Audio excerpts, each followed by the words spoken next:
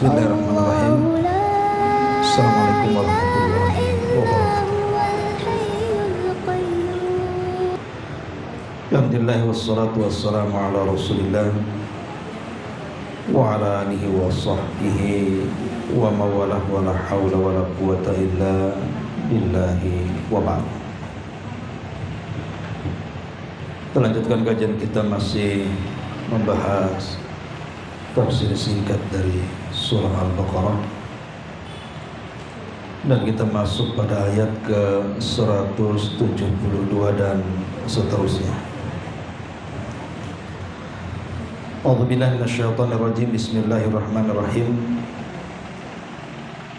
Ya ayyuhalladzina amanu kulu min thayyibati ma razaqnakum washkuru lillahi in kuntum iyyahu ta'budun. Innama harrama 'alaikumul maitata wad-dama wa lahmal khinzir wa ma uhilla li ghairillah faman ittara ghaira bagin wala 'adin fala itsma 'alaihi innallaha ghafurur rahim. Wahai orang-orang yang beriman, makanlah dari rizki yang baik yang kami berikan kepadamu, dan bersyukurlah kepada Allah jika kamu hanya menyembah kepadanya. Sungguh Dia hanya mengharamkan atasmu bangkai, darah, daging babi dan daging hewan yang disembelih dengan menyebut selain daripada Allah. Tetapi barang siapa terpaksa memakannya bukan karena menginginkannya dan tidak pula melampaui batas padanya, maka tidak ada dosa baginya. Sungguh Allah Maha Pengampun lagi Maha Penyayang. Ma'asyiral muslimat yang dimuliakan Allah Subhanahu wa taala, dalam surah Al-Baqarah ayat 172 ini Allah Subhanahu wa taala memulai dengan panggilan ya ayyuhalladzina amanu, wahai orang-orang yang beriman.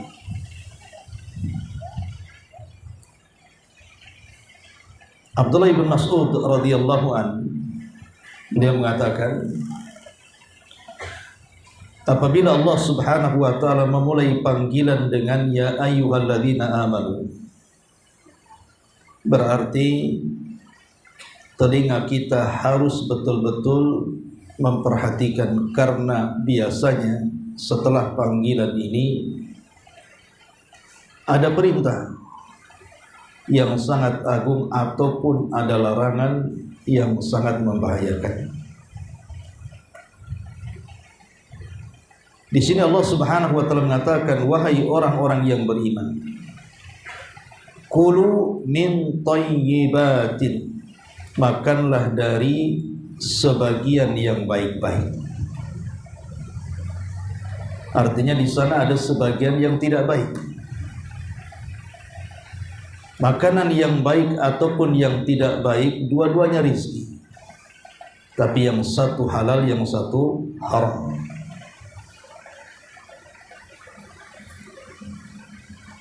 Kulu min thayyibati ma razaqnakum, makanlah dari yang baik-baik yang kami rizkikan kepada kalian. Artinya rizki itu datang dari Allah Subhanahu wa ta'ala, maka mintalah kepada Allah Subhanahu wa ta'ala rizki, jangan minta kepada yang lain.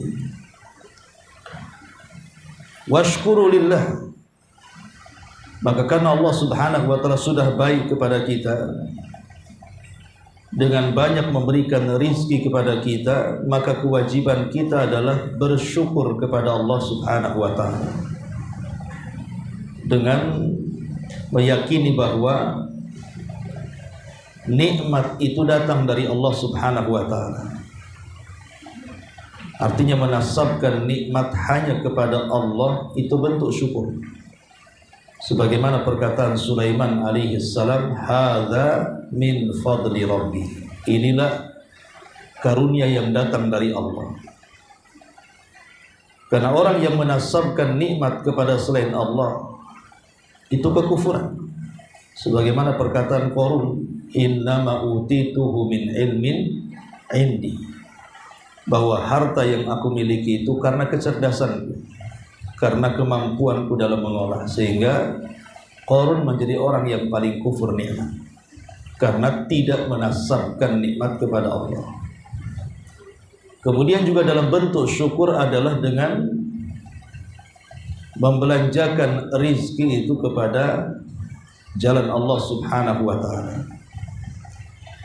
In kuntum iyyahu ta'budun, jika kamu hanya menyembah kepada Allah subhanahu wa ta'ala semata. Dan ibadah itu artinya setiap ucapan, setiap perbuatan yang sangat diridhoi oleh Allah subhanahu wa ta'ala dan dicintai, baik zahir ataupun batin.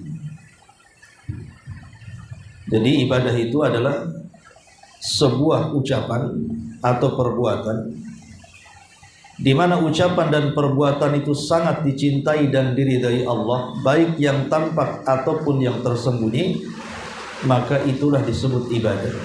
Berarti ibadah ini mencakup semuanya, baik zikir, baik fikir atau yang lain.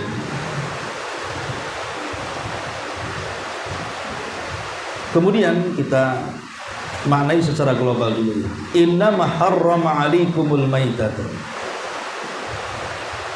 sungguh dia hanya mengharamkan kepadamu al-maitah, bangkai. Kenapa bangkai diharamkan? Karena bangkai itu membahayakan. Karena darah yang ada dalam bangkai itu tidak keluar. Lain dengan orang yang menyembelih itu kan darahnya keluar. Tapi kalau bangkai itu darahnya tidak keluar, dia akan membeku di dalam bangkai tersebut, dan secara kesehatan itu tidak baik. Makanya Allah subhanahu wa ta'ala melarang tidak boleh memakan bangkai kecuali dua bangkai yang dibolehkan. Pertama ikan dan yang kedua belalang. Selain ini tidak dibolehkan. Kemudian waddama, dan juga darah. Darah tidak boleh dimakan. Yang ma'ruf di masyarakat, ada orang kalau nyembelih sapi ataupun kambing ditampung darahnya, maka itu sangat membahayakan kesehatan. Makanya dilarang waddam, kecuali darah yang sedikit, darah yang menempel pada daging, karena tidak bisa darah itu dibersihkan sebersih mungkin dalam daging. Mesti kalau kita menyembelih hewan, entah kambing, ayam atau yang semacamnya, mesti ada darah yang menempel di daging. Itu dimaafkan, tidak ada masalah. Tetapi maksudnya darah di sini adalah darah yang disendirikan, terpisah dari daging binatang yang kita sembelih, maka itu diharamkan. Walahmal khinzir, kemudian juga daging babi. Daging babi jelas karena banyak penyakit di dalam. Ya tentu maksudnya daging babi ini bukan dagingnya saja, tapi semuanya ya, yang berkaitan dengan babi, maka Islam sangat mengharamkan, tidak boleh memakan daging babi. Wa ma uhilla li ghairillah, dan apa-apa yang disembelih tidak menyebut nama Allah. Kalimat uhilla, uhilla itu artinya berteriak. Jadi saat menyembelih binatang, orang-orang jahiliyah itu suka berteriak, ini sembelihan si fulan, ini sembelihan untuk si fulan, ini sembelihan untuk si Allah, ini sembelihan untuk berhala ini, berhala itu. Itu artinya uhilla. Maka sembelihan yang diperuntukkan dengan cara kemudian seseorang berteriak ini sembelihan untuk si fulan atau si alan, maka tidak boleh. Seperti ini sembelihan untuk penguasa ini, penguasa itu. Itu disebut uhilla bi ghairillah. Tetapi ulama mengecualikan, kecuali kalau sembelihan itu untuk tamu. Jadi kita menyembelih ayam untuk tamu. Kenapa kamu sembelih ayam? Ada tamu. Ini kan seolah-olah Sembelihan ini untuk tamu, bukan maksudnya untuk memuliakan tamu. Maka itu dibolehkan khusus untuk tamu. Tapi selain tamu tidak dibolehkan. Umpamanya datang penguasa, datang presiden, datang menteri, kemudian disembelihkan binatang, kemudian dikatakan ini sembelihan untuk presiden, ini untuk menteri, ini untuk ini. Nah, itu disebut uhilla bihi li ghairillah, menyebut nama selain daripada Allah Subhanahu wa ta'ala. Faman idturra ghaira bagin wala 'adin fala itsma 'alaihi. Tetapi barang siapa yang terpaksa memakannya bukan karena keinginannya dan tidak pula melampaui batas, maka tidak mengapa memakannya dan tidak berdosa. Maknanya dalam kondisi darurat maka seseorang boleh memakan makanan yang diharamkan seperti bangkai, darah, daging babi atau sembelihan yang tidak menyebut nama Allah, tapi dengan 3 catatan. Boleh seseorang itu memakan dalam kondisi darurat, tetapi syaratnya 3. Pertama, tidak ada lagi kecuali itu. Memang tidak ada yang lain kecuali memang di depan kita hanya ada bangkai, hanya ada daging babi, atau hanya ada kumpulan darah, atau sembelihan yang disembelih bukan karena Allah. Memang tidak ada lagi kecuali itu. Yang kedua, memakannya bukan karena suka, bukan tasyahiyah, bukan karena suka. Ini kebetulan lama tak makan babi. Kata orang daging babi enak, kebetulan di daging babi. Nggak boleh, ya. Terpaksa itu bukan karena suka, namanya terpaksa. Kemudian yang ketiga, biqadri hajah, karena sesuai dengan hajat. Kalau dengan sekali suapan cukup untuk menghilangkan lapar sudah, jangan 2 suap. Kalau dengan 2 suap cukup maka jangan 3 suap. Dengan 3 suap cukup jangan 4 suap. Dan ulama mengatakan paling banyak memakan itu hanya 3 suap saja. Dalam kondisi darurat paling banyak itu memakan 3 suap saja. Karena tidak boleh melebihi batas kadar yang diharamkan. Berarti ada 3 syarat seseorang memakan yang diharamkan dalam kondisi darurat itu. Saya ulangi, pertama, karena tidak ada yang lain kecuali itu. Yang kedua, bukan karena suka. Dan yang ketiga, cukup sekedarnya saja. Paling banyak 3 suap sudah cukup. Makanya di sini Allah Subhanahu wa taala mengatakan, "Famanitturra ghaira baghin." Barang siapa yang terpaksa memakannya ghaira baghin, bagi itu artinya karena suka. Ya. Jadi bukan karena dia menginginkan, dia suka dengan binatang yang diharamkan itu. Wala adin, ad itu artinya tidak melampaui batas, artinya sekedarnya saja makan itu. Fala itsma alaihi, maka tidak ada dosa baginya. Asy-Syaikh Ibnu Utsaimin rahimahullahu taala mengatakan, pada dasarnya makanan-makanan yang diharamkan itu pasti membahayakan. Seperti daging babi, bangkai itu membahayakan. Tapi dalam kondisi darurat, maka bahaya itu akan diangkat. Bukan hanya diangkat bahayanya, dan juga dosanya pun akan diangkat. Jadi, kenapa demikian? Karena syariat membolehkan memakan dalam kondisi terpaksa. Maka dalam kondisi terpaksa syariat membolehkan, sehingga karena syariat yang membolehkan, yang tadinya berbahaya menjadi tidak bahaya, yang tadinya berdosa menjadi tidak berdosa. Kemudian Allah Subhanahu wa taala tutup ayatnya, innallaha ghafurur rahim. Sesungguhnya Allah Maha Pengampun lagi Maha Penyayang. Apa maksudnya Allah menutup dengan 2 nama Allah, Ghafur dan juga Rahim?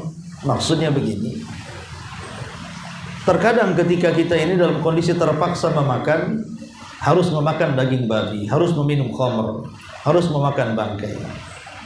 Terkadang kita tidak sebagaimana syarat-syarat yang ditentukan. Harusnya makan 3 suap, akhirnya karena masih lapar, akhirnya jadi 4 suap juga, 5 suap juga kan. Yang tadinya tidak suka gitu kan, ketika makan kemudian merasa enak, akhirnya merasa lapar, makan lagi. Jadi terkadang yang namanya manusia ini terkadang lupa. dengan aturan-aturan itu.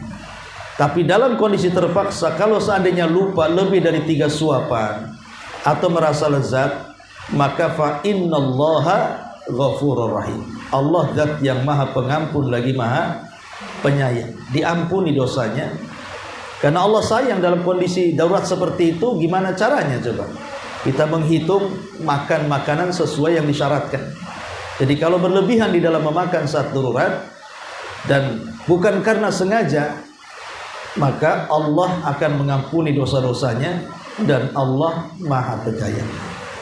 Itulah makna secara global 2 ayat surah Al-Baqarah 172 dan 173. Baik, kita kupas dari segi yang luas. Di sini Allah Subhanahu wa taala merintahkan kita untuk memakan dari yang baik-baik. Di dalam ayat yang lain Allah Subhanahu wa taala mengatakan halalan thayyiban. Halal dan juga baik. Dalam mazhab Syafi'i, maksud baik di sini artinya yang lezat. Jadi selain daripada halal makanan itu, carilah makanan yang lezat supaya tidak dibuang. Karena ada makanannya halal tapi tidak enak, akhirnya tidak dimakan kan. Pamannya ibu COD ini tidak sesuai dengan pesanan, tidak sesuai dengan gambar yang ada di aplikasi. Gambarnya wah gitu ya, mentereng, ngejreng. Pas datang asin, naudzubillah, akhirnya nggak dimakan kan, dibuang ya. Makanya akhirnya jadi mubadzir tuh. Sehingga ada yang memaknai thayyib dalam mazhab Syafi'i itu artinya lezat. Selain halal harus lezat supaya habis dimakan sehingga tidak mubadzir. Itu juga ada yang memaknai thayyib di sini artinya lezat. Tapi ada juga yang mengatakan ya thayyib ya halal, halal ya thayyib, dua-duanya sama. Jadi halal dengan thayyib itu yang satu makna. Sebagaimana di sini Allah tidak menyebutkan kalimat halal, hanya menyebut kalimat thayyib, artinya ketika halal tidak disebut hanya thayyib saja, berarti thayyib dengan halal itu satu makna. Ya dia halal, ya dia thayyib ya. Jadi makanlah dari yang halal-halal. Kenapa? Apa rahasianya? Kenapa kita harus memperhatikan makanan yang baik yang dihalalkan oleh Allah Azza wa Jalla? Karena makanan yang halal yang kita makan itu salah satu mengundang redha Allah Subhanahu wa taala. Tapi sebaliknya, kalau kita memakan makanan yang diharamkan, itu justru mendatangkan murkanya Allah. Jadi kalau kita berusaha memakan yang halal, berarti kita mendatangkan redha-Nya Allah. Sebagaimana Nabi SAW mengatakan, innallaha thayyibun la yaqbalu illa thayyibah. Allah itu baik, maha baik, dan tidak menerima kecuali yang baik-baik. Kemudian kata Nabi SAW, wa innallaha amaral mu'minin bima amara bihil mursalin. Dan Allah Subhanahu wa taala telah memerintahkan orang-orang yang beriman persis seperti perintah yang Allah berikan kepada para utusan. Di mana Allah Subhanahu wa taala berfirman, ya ayyuhar rusul kulu min thayyibati ya ayyuhar rusul kulu min thayyibati ma razaqnakum. Ya ayyuhar rusul kulu minat thayyibati wa'malu salihan. Wahai para rasul, makanlah dari yang baik-baik dan beramalah dengan amal yang saleh. Dan Allah mengatakan, ya ayyuhalladzina amanu kulu min thayyibati ma razaqnakum. Wahai orang-orang yang beriman, makanlah dari yang baik-baik yang kami rizkikan kepada kalian. Artinya perintah memakan yang baik itu bukan hanya kepada kita kaum muslimin, bahkan juga kepada para rasul. Jadi perintah kepada para rasul sama dengan perintah kepada kita, disuruh memakan dari yang baik-baik. Kenapa demikian? Rasulullah SAW melanjutkan hadisnya. Thumma dzakara ar-rajula ash'atha akbar yamuddu yadayhi ila as-sama' faqala ya rabbi wa mat'amuhu haramun wa mashrabuhu haramun wa malbasuhu haramun wa ghudiya bil haram fa anna yustajabu lahu. Kemudian Rasul menyebutkan seorang laki-laki yang datang dari safar. penuh dengan debu rambutnya dan compang-camping pakaian. Dan dia pun susah mengangkat kedua tangannya ke langit dan mengatakan, ya Rabb, kabulkan doa. Tapi Rasul mengatakan, bagaimana akan dikabulkan doanya sementara makanan yang ia makan haram, minuman yang ia minum haram, pakaian yang ia pakai dibeli dari yang haram, dan daging yang ada pada badannya ditumbuhkan dari benda-benda yang haram. Macam mana akan dikabulkan doanya? Dari sini kata para ulama, lihat bagaimana pengaruh orang yang memakan yang haram dan pengaruh orang yang memakan yang baik. Ada dua faedah dari hadis ini disebutkan para ulama, dan ini luar biasa. Pertama, bahwa syarat diterima doa itu adalah salah satu yang paling besar ketika kita memakan yang dihalalkan Allah. Dan salah satu penolak doa itu ketika makanan yang masuk pada badan kita itu makanan haram. Nabi SAW pernah ditanya oleh seorang sahabat namanya Sa'ad bin Abi Waqqas. Jadi Sa'ad bin Abi Waqqas ini datang kepada Rasul dan mengatakan, Rasul, doakan aku menjadi orang yang paling mustajab doa. Maka Nabi SAW mengatakan kepada Sa'ad, ya Sa'ad, atib mata'amaka takun mustajabatan li doa. Kalau begitu wahai Sa'ad, makanlah dari yang baik-baik, yang halal, maka doa-doamu akan dikabulkan. Lihat bagaimana Nabi SAW tidak mengatakan kepada Sa'ad, baik kalau gitu saya akan doakan, mudah-mudahan doamu diijabah. Tidak. Karena kalau itu jawabannya, berarti manusia yang paling diijabah doa hanya Sa'ad saja. Tapi Nabi SAW menjawab dengan cara umum dan mengatakan, makanlah dari yang baik-baik wahai Sa'ad, maka doa-doamu akan dikabulkan. Artinya bahwa dikabulkan doa itu bukan untuk Sa'ad saja, siapapun bisa selama makanan yang dimakan itu makanan yang baik. Itu maknanya ya. Jadi siapapun yang makan makanan yang baik, maka dipastikan doa-doanya akan dikabulkan. Ini yang pertama. Yang kedua, bahwa makanan yang baik ini akan melahirkan generasi yang baik. Saya kira saya, ibu atau siapapun yang punya anak, punya cucu, menginginkan anak cucu kita ini lebih baik dibandingkan kita orang tuanya. Di antara orang tua pengen anaknya soleh dan soleha. Di antara orang tua pengen anaknya menjadi orang besar, bermanfaat bagi bangsa dan negaranya. Sebagian orang tua pengenlah anaknya ini menjadi ulama, menjadi ustadz, menjadi macam-macam. Saya kira semua orang tua punya cita-cita bagi anak-anaknya. Lah, cita-cita orang tua bagi anak itu bisa diwujudkan dalam bentuk apa? Jangan beri makan anak dan cucu kita dari makanan yang haram, tapi berilah makanan yang halal untuk mereka. Ini bisa untuk mewujudkan setiap cita-cita orang tua kepada anaknya. Dahulu di zaman ulama tabi'in, ada orang namanya Al-Mubarak. Mubarak ini seorang alim, ahli ibadah, tapi dia tidak dikenal. Cuman dia seorang alim. Ya. Jadi dalam safar rihlah thalabul ilmi, dia kehabisan bekal. Akhirnya kemudian dia pun ingin bekerja. Maka melamarlah dia kerja di sebuah kebun delima milik orang kaya yang ada di situ. Maka bekerjalah dia di kebun itu sampai setahun lebih untuk mengumpulkan biaya dalam rangka melanjutkan rihlah thalabul ilmi. Dan selama dia bekerja di kebun itu, dia tidak pernah kenal mana satu majikannya, mana satu bosnya. Sampai satu hari bosnya datang ke kebun itu. Karena karyawannya banyak, lah kebetulan yang dekat dengan dia itu adalah orang namanya Mubarak tadi. Langsung dipanggil, wahai Mubarak, siapa namamu? Nama saya Mubarak. Kalau begitu ambilkan untukku buah delima. Akhirnya si Mubarak ini mengambil buah delima. Ketika dicicipi oleh bosnya, kecut. Marah bosnya dan mengatakan, cari delima yang lain. Dicarikan delima yang lainnya, kecut lagi. Cari delima yang lainnya, kecut lagi. Sampai berkali-kali, akhirnya majikannya marah dan mengatakan, sudah berapa lama kau bekerja di kebunku? Maka kata Mubarak, sudah setahun lebih.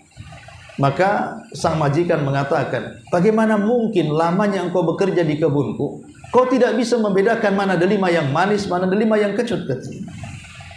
Maka Mubarak mengatakan di hadapan bosnya ini dan mengatakan, demi Allah wahai Tuan, kenapa aku tidak bisa membedakan mana delima yang baik, mana delima yang tidak baik? Karena aku di sini hanya ditugaskan untuk merawat kebun. Hanya itu saja. Dan aku belum pernah mencicipi delimamu, baik yang ada di tangkainya ataupun yang jatuh ke tanah. Karena engkau hanya menugaskan untuk merawat kurawat.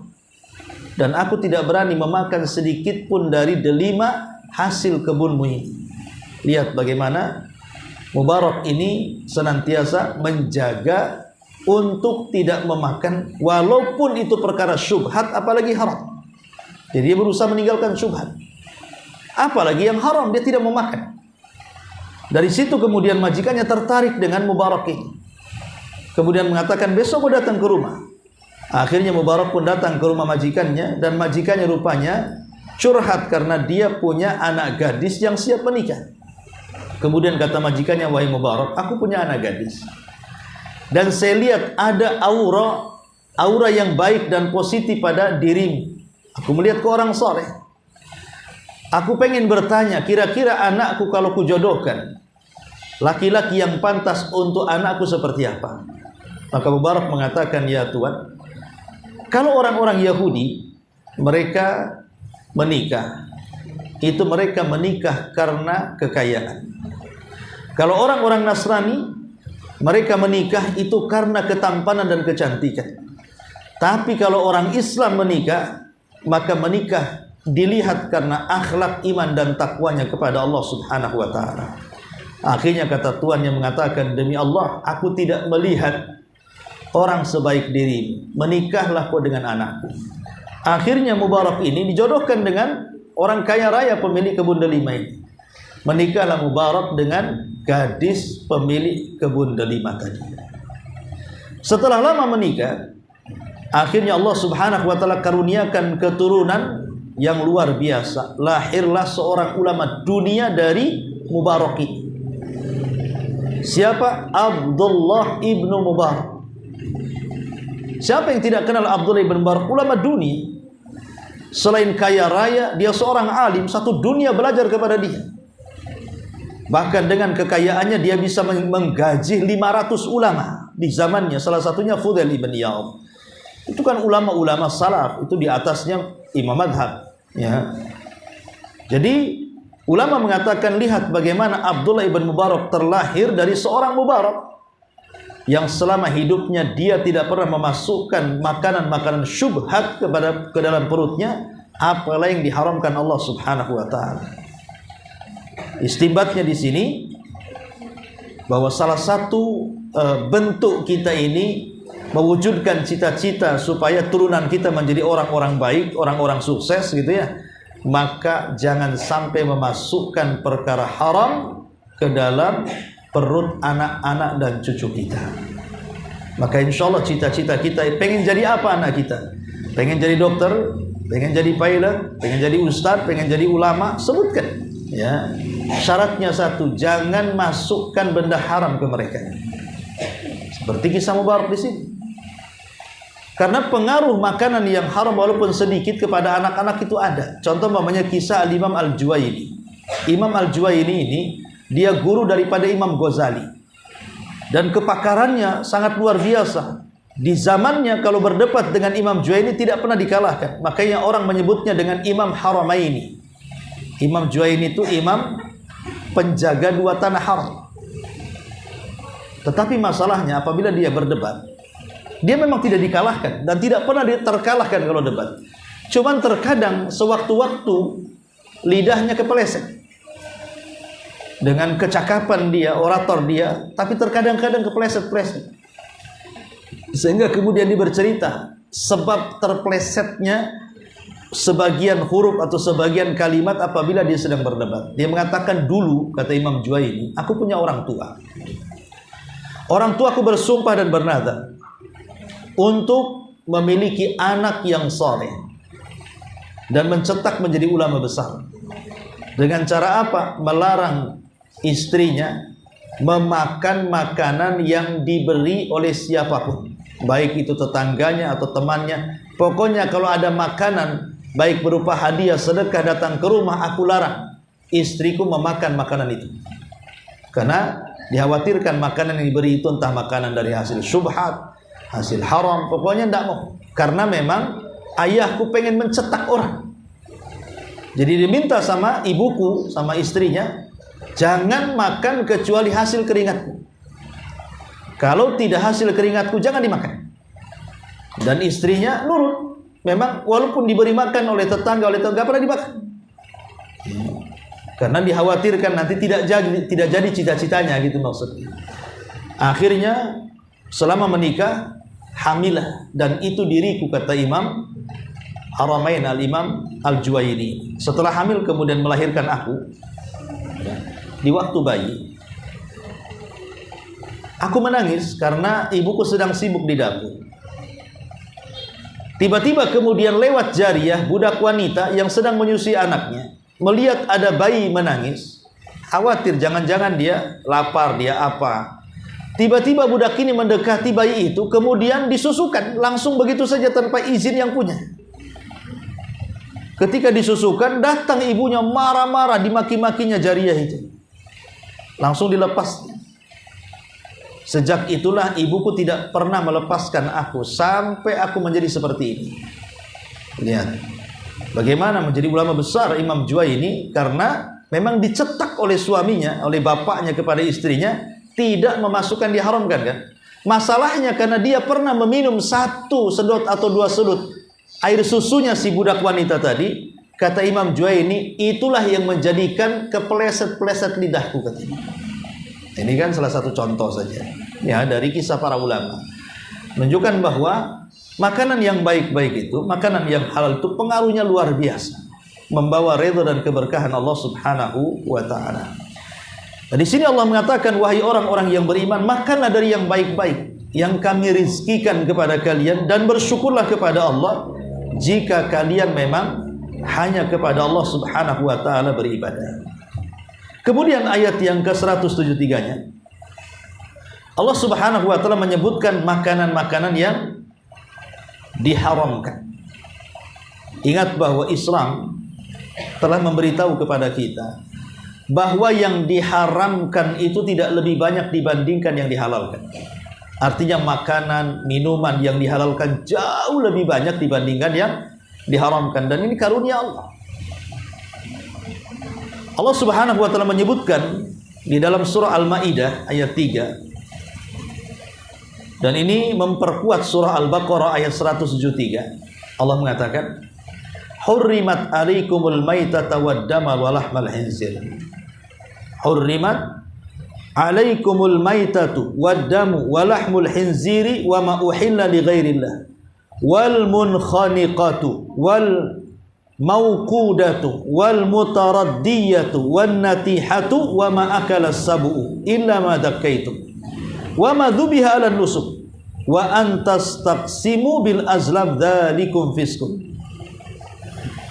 Diharamkan bagimu memakan bangkai, memakan darah, memakan daging babi dan daging hewan yang disembelih bukan atas nama Allah.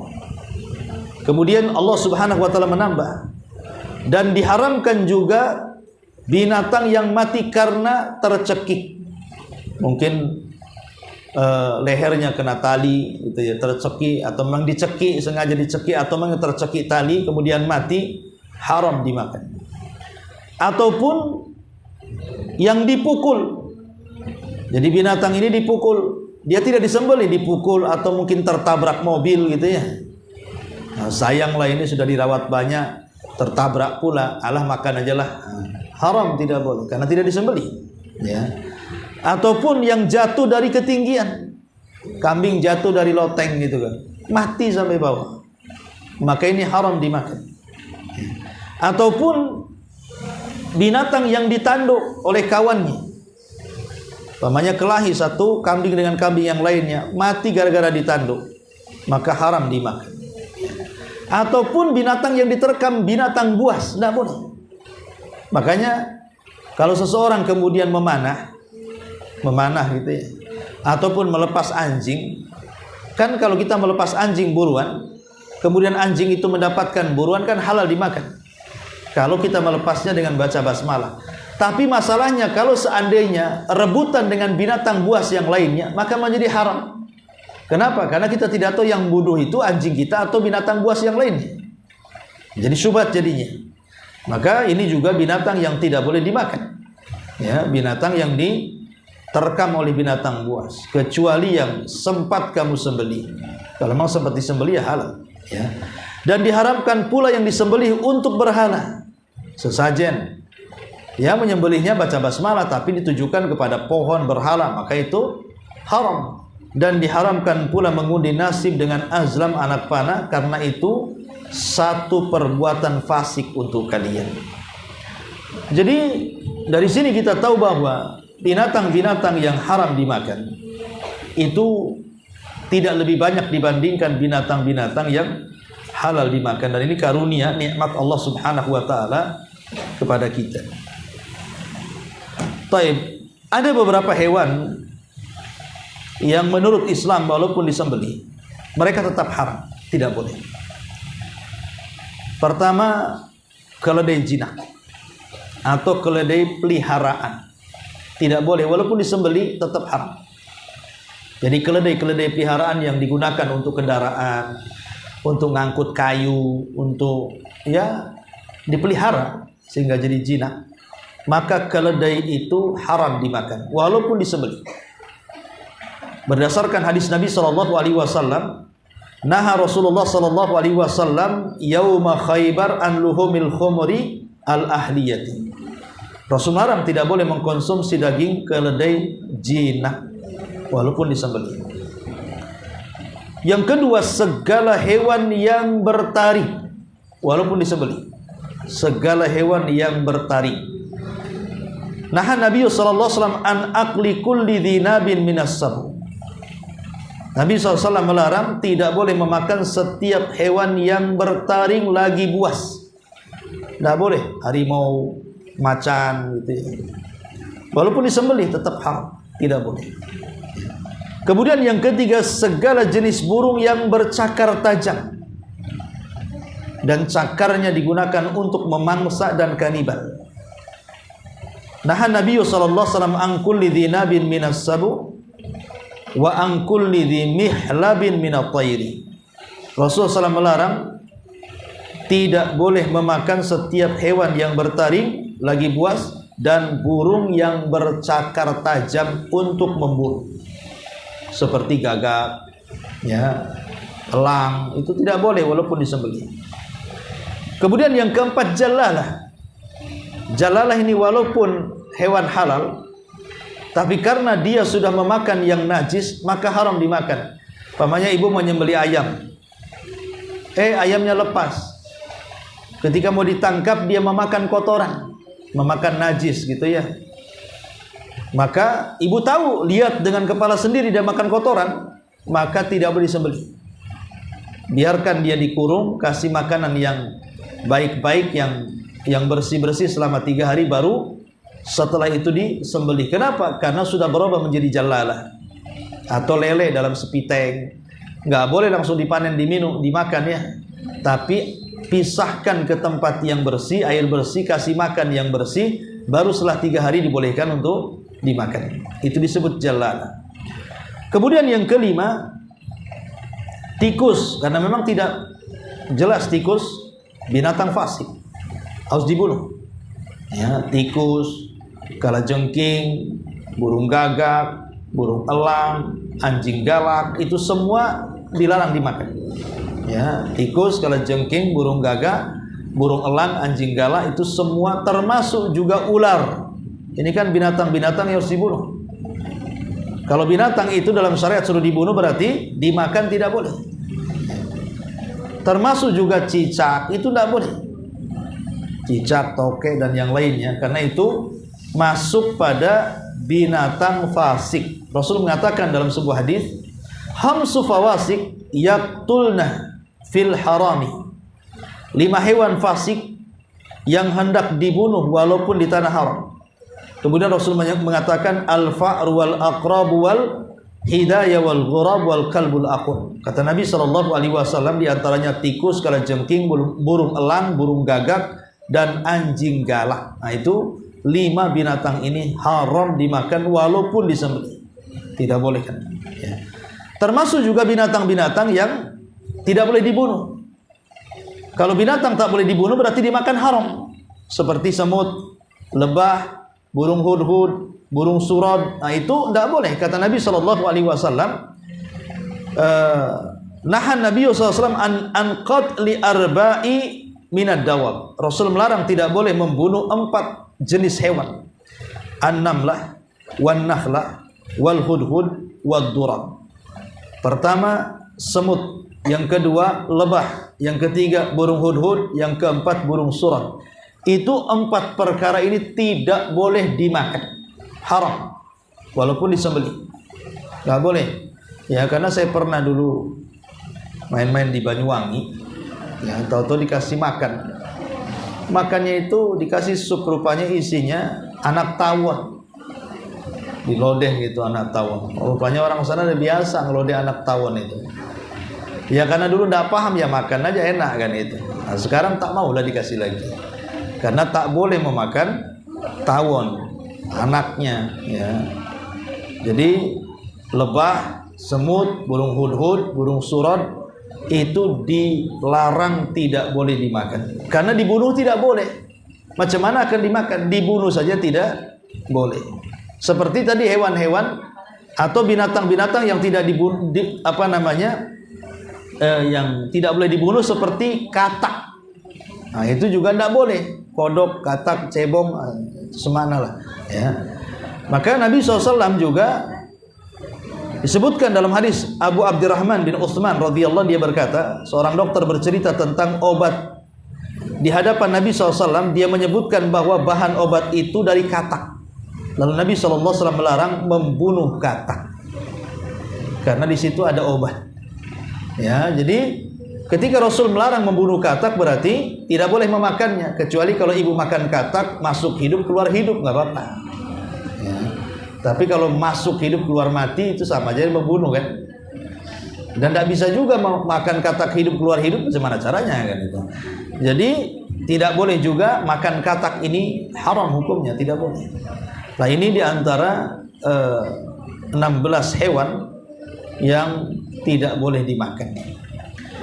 Dan di sini Allah Subhanahu wa taala mengatakan hurrimat alaikumud dam, diharamkan kepada kalian makan al-maitah, bangkai. Tadi saya sebutkan bahwa ada 2 bangkai yang boleh dimakan. Pertama, ikan. Maka semua jenis ikan sungai ataupun lautan halal dimakan kecuali kalau dia beracun. Jadi haramnya itu bukan karena ikannya, karena racunnya. Karena kan tidak semua makanan laut bisa dimakan, kecuali yang pandai mengolah saja. Ya, kalau dia pandai mengolah, membuang racunnya, ya halal gitu ya. Dan itu pendapat yang kuat bahwa semua binatang yang ada di laut, ingat di laut ya, maka halal dimakan. Bagaimana dengan buaya laut? Ya, kalau memang dia tidak pernah ke darat tidak apa-apa. Yang tidak boleh itu kalau udah naik ke darat, nah, itu jadi buaya darat.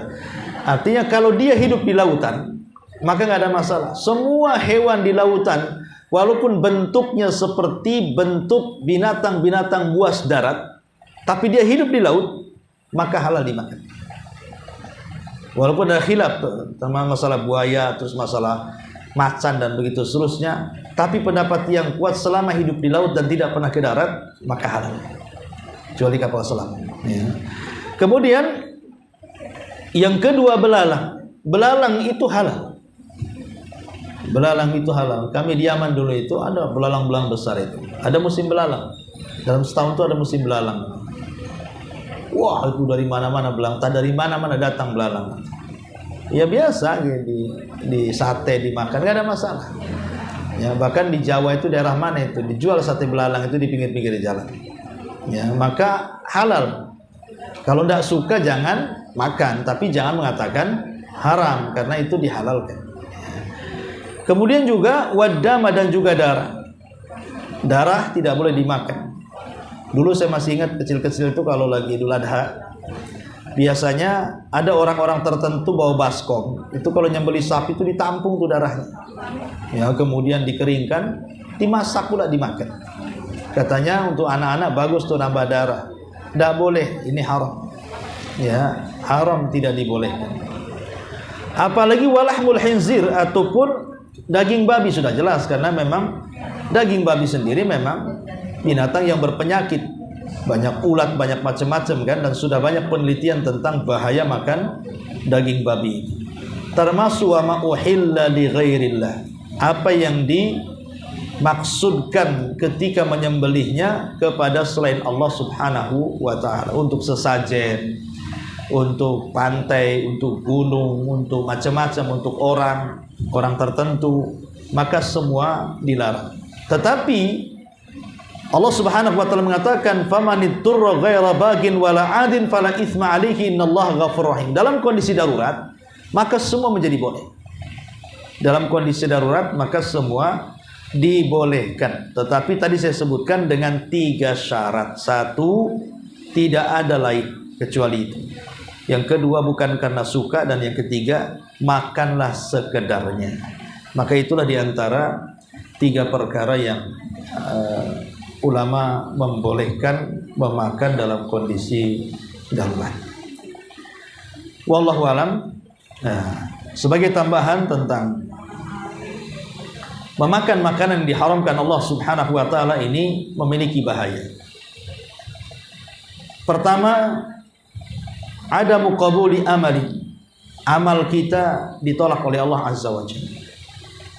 Dalam hadis Nabi SAW mengatakan, la yaqbalu salatu bi ghairi tahur wala sadaqatu min gulul. Tidak diterima salat tanpa wudu, dan tidak diterima sedekah dari hasil korupsi. Artinya sedekahnya ditolak karena haram uangnya gitu ya. Berarti makanan yang sesuatu yang haram itu bisa menolak amalan. Yang kedua, al-aklu minal haram kabiratun min kabairitun. Makan dari makanan yang haram termasuk dosa besar. Termasuk dari dosa-dosa besar. Kemudian yang ketiga, bahwa memakan yang haram itu matrudun min rahmatillah, akan diusir daripada rahmat Allah Subhanahu wa taala. Karena di beberapa hadis Nabi mengatakan tentang contoh masalah riba. La'anallahu akila riba. Allah melaknat ya pemakan riba. Atau ketika Rasul bicara soal khamr, la'anallahu syaribal khamr. Allah melaknat peminum khamr. Artinya makan yang diharamkan itu selalunya didahului dengan kalimat laknat. Dan laknat itu artinya dijauhkan daripada rahmat dan didekatkan dengan azab. Ini yang ketiga. Yang keempat, memakan yang diharamkan itu mutawa'ad bin nar, terancam dengan neraka.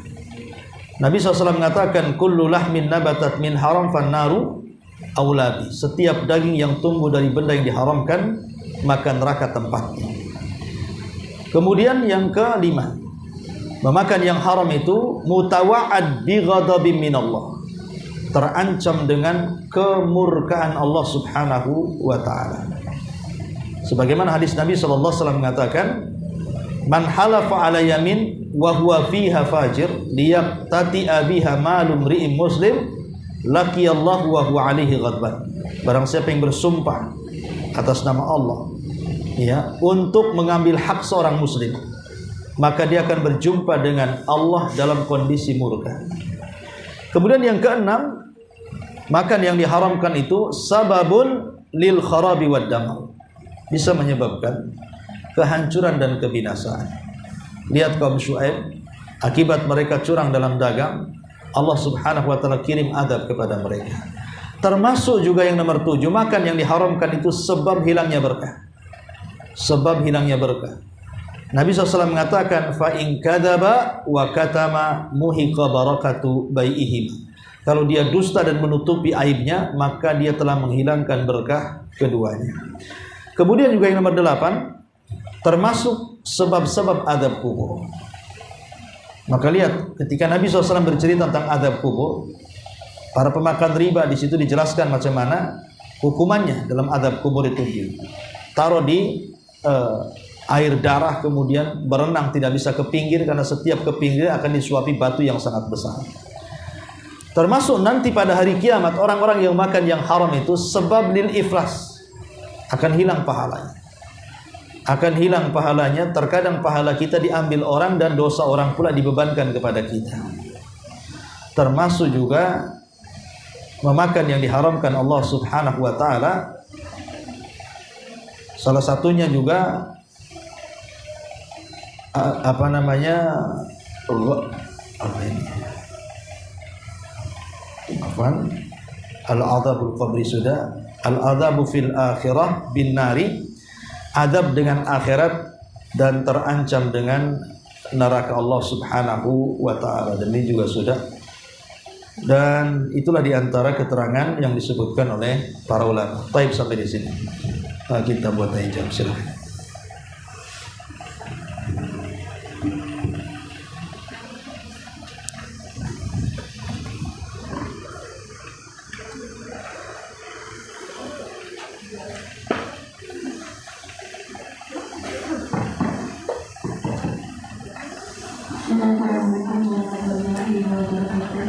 Waalaikumsalam. Apa Ustaz tadi kan yang ani yang dijelaskan bahaya makan yang haram itu Ustaz ada menyebutkan tadi hilang pahalanya. Bisa dijelaskan Ustaz bagaimana maksud dari hilang pahalanya kita tadi? Agak kurang bisa mencatat tadi anak agak terlambat. Kemudian yang kedua pertanyaan adalah semua hewan bangkai hewan yang ada di laut itu halal. Nah, bagaimana dengan hewan yang di sungai? Apakah statusnya itu sama dengan hewan yang di laut di sana? Ya, alhamdulillah. Adapun maksudnya lil iflas tadi, hilang pahalanya karena makan yang diharamkan itu bukan zat yang dimakan, tetapi hasil dari makanan yang diharamkan itu. Terkadang dia mengambilnya dengan cara culas, dengan cara menipu, dengan cara mengurang-urang takaran, timbangan, mengambil hak dan begitu seterusnya. Kemudian juga makanan walaupun yang dibeli halal kan jadi halal karena hasilnya haram. Nah, kita tahu bahwa kezaliman itu akan ada kisos pada hari kiamat. Orang-orang yang dicurangi akan menuntut balas pada hari kiamat. Itu yang dimaksud kenapa makan yang diharamkan itu bisa jadi iflas tadi. Iflas itu hilang pahalanya karena pahalanya akan diambil nanti pada hari kiamat oleh orang-orang yang pernah kita zalimi. Adapun apakah kemudian binatang yang ada di sungai itu sama dengan binatang yang ada di laut? Kalau yang dimaksud jenis ikan-ikanan, ulama mengatakan halal, termasuk juga binatang yang hidup di dua alam, seperti kepiting, itu kadang ke sungai, kadang ke darat kan gitu, dan itu bagian daripada ikan-ikanan halal. Ya. Tapi kalau yang dimaksud binatang yang di sungai itu seperti ular, kadang ke sungai, kadang naik, buaya dan begitu seterusnya, itu haram. Karena nasnya itu kan hanya bicara soal lautan, tidak bicara soal sungai. Jadi sungai itu ya dilihat. Kalau memang dia masuk pada kategori haram, ya haram. Kalau dia dalam masuk kategori halal, ya halal. Dulu saya masih ingat waktu masih kecil itu, ada doktrin di masyarakat zaman dulu itu, kalau binatang hidup di dua alam itu haram. Ya, padahal tidak ada dalilnya. Tidak Quran, tidak sunnah.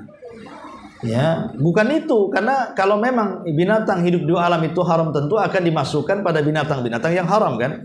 Tapi tidak ada ulama satupun yang memasukkan binatang-binatang haram itu yang hidup dua alam, tidak ada. Tadi kan sudah disebutkan tentang paling bicara soal yang bertaring, yang berkuku, yang macam-macam kan. Tapi tidak disebutkan binatang hidup dua alam. Karena itu doktrin saja, sebenarnya nggak ada. Ya, artinya nggak termasuk, bukan itu kategori binatang yang haram hidup di alam. Terkadang hidup di alam jadi halal, seperti kepiting ya halal. Kepiting sungai halal kalau kita mau. Ataupun kura-kura atau apa yang ada di sungai itu, tidak ada masalah, makan saja. Ya. Yang jelas tidak membahayakan, tidak beracun gitu saja. Tapi kalau ular hidup di laut halal. Ular hidup di laut ya, maksudnya memang dia hidup di laut, tidak pernah keluar. Kan ada ular-ular laut itu ya. Kalau memang bisa dimakan halal, tetapi kalau beracun bukan karena ularnya tetapi racunnya. Karena Nabi SAW ketika menyebutkan masalah lautan itu tidak menyebutkan binatang tertentu. Rasulullah yang mengatakan al-hillu maitatuhu, halal semua bangkainya, tanpa menyebutkan binatang apa. Berarti mutlak semua binatang laut ya. Halal kalau bisa dimakan, tapi kan tidak semua binatang laut bisa dimakan. Ada yang beracun, ada yang berbisa dan begitu seterusnya. Ya. Adapun binatang sungai tentu berbeda, karena nasnya tidak bicara soal sungai, bicara soal laut. Wallahu a'lam. Ya. Gimana dengan kuda, Ustaz? Kuda?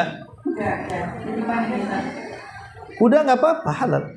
Cuman para ulama ketika membahas daging kuda itu, maksudnya ketika apakah boleh kuda dikurbankan, itu yang jadi masalah. Ya, kalau disembelih dimakan nggak ada masalah. Cuman apakah boleh dikorbankan? Umpamanya tidak punya sapi, udahlah nyembelih kuda saja. Nah, tidak boleh. Ya, tidak sah kurbannya karena kuda bukan bahimatul an'am. Tidak termasuk bahimatul an'am. Bahimatul an'am itu cuma 3, kambing, sapi dan unta. Tapi kalau ingin disembelih dimakan saja tidak masalah, makan aja. Karena di zaman Rasul pun para sahabat pernah juga makan kuda. Yang dilarang itu kan keledai. Itu pun keledai yang dipelihara, bukan keledai yang liar. Kalau keledai liar nggak apa-apa dimakan. Tapi kalau sudah jinak dipelihara, kenapa? Karena itu masuk pada binatang yang khaba'is, ya, yang menjijikan bahasa kita. Makanya dilarang. Wallahu a'lam. Ya. Pertanyaan tentang kisah Imam Al-Haramain tadi. Ya.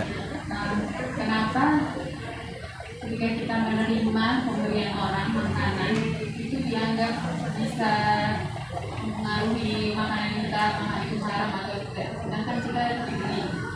Yang kedua kan ingin bertanya kalau kelinci dan kucing itu termasuk boleh apa tidak? Kucing. Kelinci apa kucing?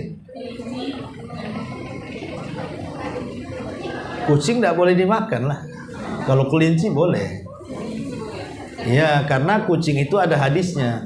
Innaha tawafuna alaikum. Inna minat tawafina alaikum. Kenapa dilarang? Karena dia binatang yang suka putar-putar dengan kita. Ya. Kadang kasihan juga disembelih. Cuman kasihan mau makan binatang. Jadi kalau kelinci boleh. Bahkan sate kelinci itu enak. Nah, ada pun tentang masalah pemberian ini kan ijtihadnya siapa? Bapaknya Imam Haramain, dia berijtihad. Karena dia ingin mencetak anaknya menjadi ulama, dimulai dari tidak memakan yang diharamkan atau yang syubhat, makanya dia berijtihad seperti itu. Ya, dia tidak mau memakan yang haram kepada istrinya karena dia akan melahirkan anak dia. Itu ijtihad dia. Ya kalau ibu ingin seperti Imam Haramain ya nggak ada masalah kan itu. Tapi kan kita dibolehkan menerima benda-benda ataupun makanan-makanan dari tetangga, nggak ada masalah. Ya cuman kan kita kadang-kadang tidak mau menyaring, menyortir gitu kan. Apakah makanan yang dikasih itu makanan syubhat atau halal? Yang penting dikasih main makan saja. Ya. Lihat Abu Bakar Siddiq ketika dia dikasih makanan oleh seorang budak yang pernah menjadi budak dan dimerdekakan dia. Lama Abu Bakar gak ketemu dia. Setelah dimerdekakan dia kan bebas. Kemudian datang satu hari membawa sekresek kurma.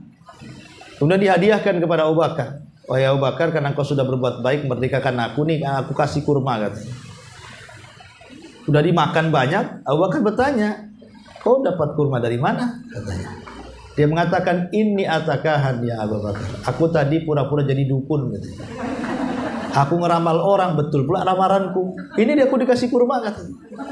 Langsung Abu Bakar masukkan jarinya sampai ke tenggorokan, dimuntahkan semuanya. Sampai bukan hanya kurma aja yang sudah dimakan yang muntah, semua isi perutnya muntah. Sampai yang di sampingnya mengatakan, Abu Bakar jangan kau lakukan, kau bisa mati gitu. Kata Abu Bakar nggak apa-apa. Walaupun bukan kurma yang keluar, sampai ruhku keluar sekalipun katanya, itu lebih baik daripada aku memasukkan benda-benda yang haram. Itu kan contoh, ya kan, bagaimana sekelas Abu Bakar mengajarkan kepada kita perkara-perkara syubhat saja tidak mau, apalagi yang haram. Ya. Wallahu a'lam. Iya.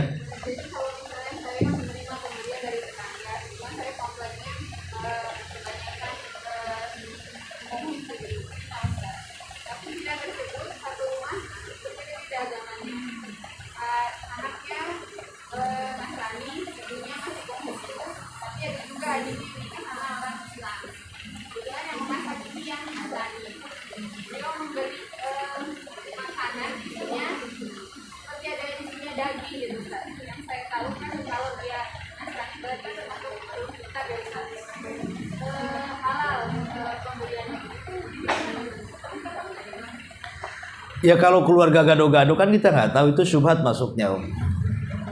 Karena di rumah itu ada Nasraninya, ada Hindunya, ada ini, ada itunya. Kita nggak tahu siapa yang, ya mungkin yang masak Nasrani tapi yang menyembelih yang Hindu umpamanya. Kan kita nggak tahu juga, namanya gado-gado. Ya.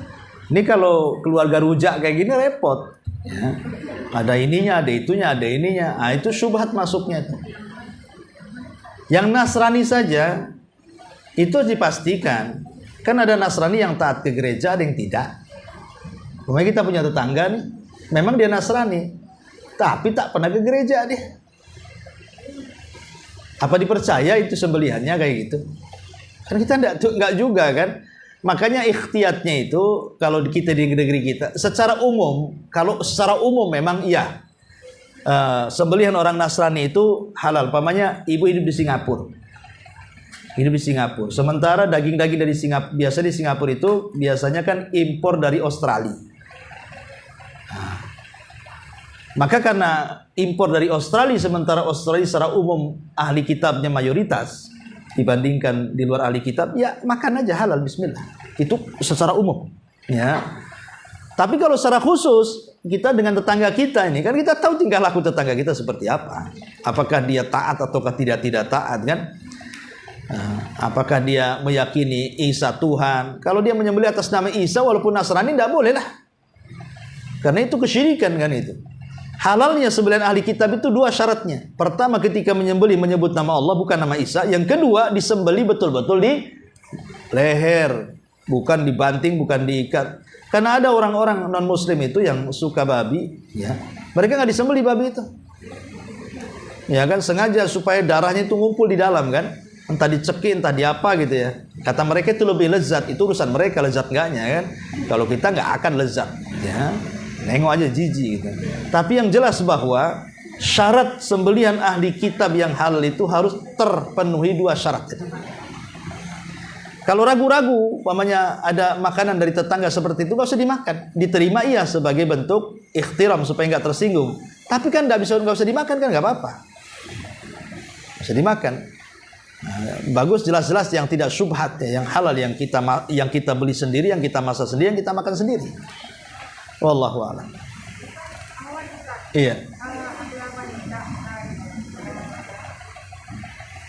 Ada wanita keguguran 5 bulan. Terus itu kan belum berbentuk ya. Terus 5 bulan udahlah. belum sempurna Ustaz. Terus dikuburkan di samping rumah Ustaz. Yang tadi itu yang saluran dia 5 bulan keguguran itu gimana Ustaz? Tidak ada rumah. Iya, begini ya. Jadi keguguran itu ada dua jenis. Ada di bawah 120 hari alias 4 bulan. Kalau di bawah 120 hari berarti belum manusia.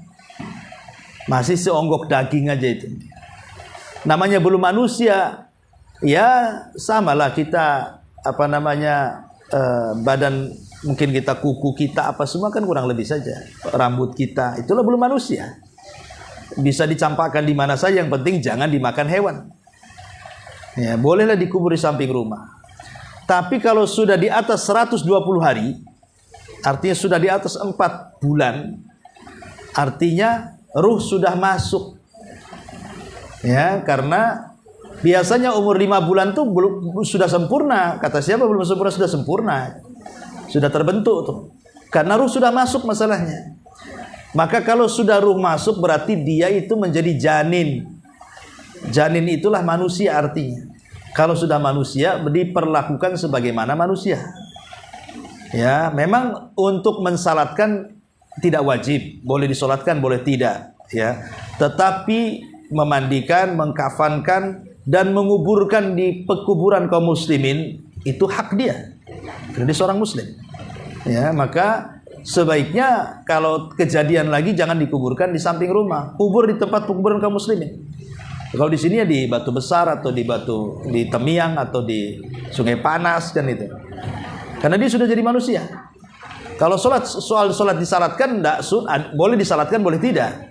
Itu sunnah saja ya. Tapi kalau dimandikan, dikafankan, dikuburkan itu hak dia. Hak seorang muslim. Harus kita laksanakan. Ya, karena takutnya kalau dikuburkan di samping rumah nanti ketika ada orang jalan keinjak kan nggak boleh injak kuburan. Haram menginjak kuburan. Ya. Jadi sebaiknya seperti itu. Bagaimana caranya? Keduk lagi, dipindah. Gak apa-apa, ambil lagi. Kalau masih baru, pindah sajalah. Diambil lagi, dibawa ke Temiang. Dan gak ada yang tahu kan itu. Siapa? Dan gak perlu malu juga kan itu.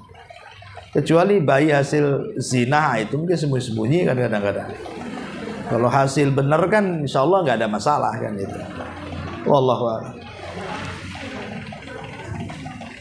Ustaz, itu ada 3 buah hadiah. Iya, ini ada 3 hadiah. Pertanyaan yang pertama,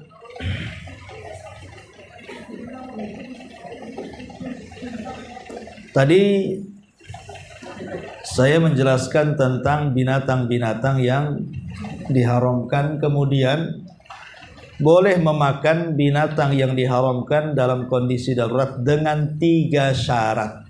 Nah, sebutkan 3 syarat itu. Iya, siapa? Oke. Belakang. Yang pertama, iya. Ada yang lain. 1. Yang kedua, memakan bukan karena suka. 3. Yang ketiga, karena ada suatu hajat atau sekedarnya aja. Ahsanti, Masya Allah. Iya. Pertanyaan yang kedua. Tadi ketika menjelaskan surah Al-Baqarah 173,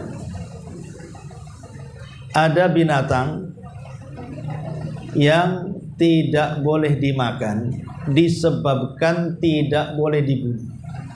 Sebutkan binatang yang haram dimakan karena tidak boleh dibunuh. Sebutkan 3 saja. Terserah. Yang mana? Oh iya, terserah lah. Lebah, 1, 2, 3. Ahsanta, Masya Allah. Ahsanti. Iya. Pertanyaan yang ketiga, binatang yang haram dimakan karena disebabkan harus dibunuh. Sebutkan 3 saja.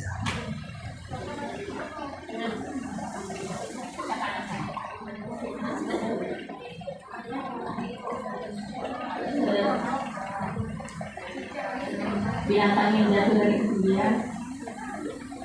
Bukan. Binatang haram dimakan disebabkan karena harus dibunuh. 3 saja. Tikus. Katak enggak? Katak enggak boleh dibunuh. Tikus. Tikus, ular. Anjing yang dipelihara. Anjing ini. Anjing galak. Anjing semuanya mau dipelihara nggak dipelihara nggak boleh. Anjing galak. Iya. Baik. Tapi kalau ada tetangga punya anjing galak jangan dibunuh. Nanti yang galak yang punya anjingnya. Ya. Wallahu a'lam. Baik, sampai di sini. Iya. Bapak Ustaz, Iya. kami ingin melaporkan penerimaan donasi untuk